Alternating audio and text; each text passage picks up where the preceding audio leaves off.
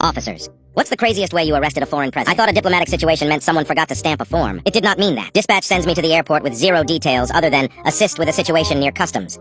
I'm thinking visa issue. Maybe a language barrier. Someone got flagged for bringing fruit through security. Standard stuff. I pull up and immediately spot the situation. There's a man in a full three-piece suit, standing in the middle of the customs hall, absolutely lighting into a federal agent like he personally issued him a parking ticket. Full volume. Full fury. The customs agent is just standing there with his clipboard, doing that specific face that says, "I am not paid enough for whatever this is." I walk over. Standard approach. "Sir, I'm going to need to see your documentation." He stops mid-sentence, turns to look at me, and then, slowly, deliberately, he points at his own face. Just points at it, like I'm supposed to see his face and short-circuit. I did not short-circuit. I did not recognize this man. He looked like a well-dressed guy having the worst Tuesday of his life, and that description applies to roughly 40% of people at any airport on any given day. He starts talk half English, half something I couldn't place, and the parts I could catch were not great. Something about how I was going to regret this. Something about who he was and what that meant. "I've heard you'll regret this so many times it's basically a greeting at this point," I told him, calmly, that without documentation cleared through proper channel, he wasn't leaving this area. Didn't matter who he was. Didn't matter what he was pointing at. That's when I noticed the entourage. Two guys, matching blazers, standing about 10 feet back like they were extras who hadn't been given their blocking yet. The second I finished my sentence, both of them grabbed their phones like I had just pulled a fire alarm. These were not casual calls. These were, "Someone is getting destroyed on the other end of this line" calls. One of them was pacing. The other one looked like he was about to cry. We moved the whole situation to a holding area. He sat down in the chair, crossed his arms, and did not say another word. Just stared at the wall in his full presidential suit like he was posing for a portrait titled,